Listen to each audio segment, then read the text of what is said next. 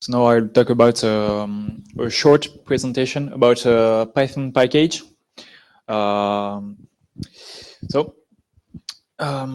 To have a Python OTB package, a lot of difficulty to face. We'll talk about how we want to do it, because it's a prototype, and what we expect from a Python OTB package. What are the difficulties to build an actual OTB package? So OTB, it's a C++ framework, so it contains a compile lib. It contains C++ code. To have the interface between Python and C++, we are using Swig. And as we already say, there are lot of dependencies of OTB. So the super build is we have to face this big difficulty. So we have two choices when we are building a Python C++ package.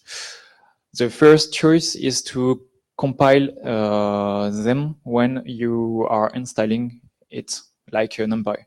But if we do that, it will take a lot of time or a lot of coffee, as you want.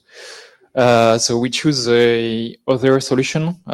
It's to give a Python package with all the different libs already compiled. So we follow what Inside Toolkit does. It's use scikit build core. So scikit build core is a Python backend. So to do that, we are using a PyProject.toml. So in this project, we are listing all the different requirements we are using.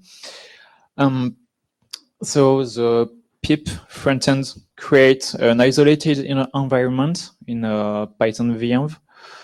It installs all the different dependencies and copy all the needed file to build a source tree. And after that, scikit build core build with CMake the actual OTB, and a wheel is created with all the lib.